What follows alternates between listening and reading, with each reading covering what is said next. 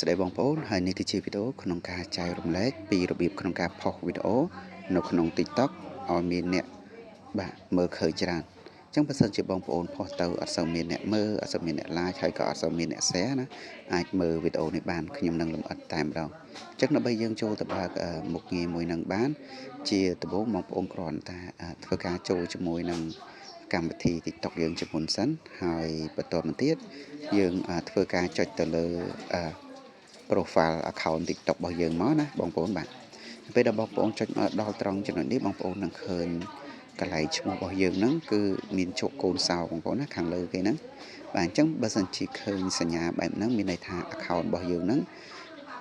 គឺជាលក្ខណៈបែប private អញ្ចឹងរាល់ការផុសរបស់យើងគឺអត់សូវមានអ្នកមើលទេបងប្អូនឃើញទេបាទរាល់វីដេអូទាំងអស់គឺអត់សូវមានអ្នកមើលទេអញ្ចឹងបើសិនជាបងប្អូនជួបបញ្ហាបែបហ្នឹងយើងទៅធ្វើការដោះទាំងអស់គ្នាណាបងប្អូនបាទអញ្ចឹងវិធីក្នុងការដោះគឺបងប្អូនចុចកន្លែងសញ្ញាគូស3នៅត្រង់ចំណុចខាងលើហ្នឹងមកបាទអញ្ចឹងយើងចុចលើនឹងហើយបន្តមកទៀតបងប្អូនយើងចុចត្រង់ពាក្យថា setting and privacy បាទមកដល់ត្រង់ចំណុចនេះ scroll មកក្រោមបន្តិចមកបាទអញ្ចឹងបងប្អូននឹងឃើញពាក្យគេដាក់ថា private account បាទកន្លែងត្រង់ចំណុច private account ហ្នឹងឯងគឺជាចំណុចសំខាន់បាទអញ្ចឹងបងប្អូនត្រូវធ្វើការចុចត្រង់ចំណុចហ្នឹងមកហើយបន្តមកទៀតបើសិនជាឃើញ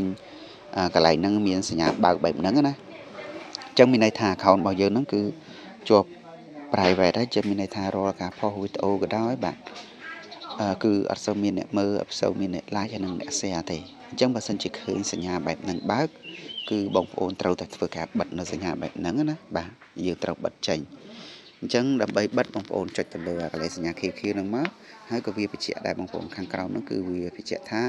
នៅពេលដែលយើងបិទទៅគឺ account របស់យើងហ្នឹងជាលក្ខណៈបែប public បាទអញ្ចឹង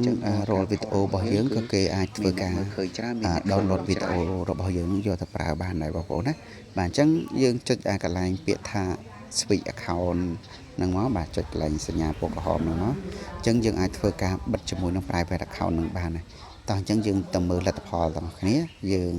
ថយក្រោយបន្តិចមកបាទរួចហើយបងប្អូននឹងឃើញកន្លែង account របស់យើងឃើញឈ្មោះរបស់យើងបងប្អូនអញ្ចឹងវាបាត់រូបសារឲ្យបងប្អូនអញ្ចឹង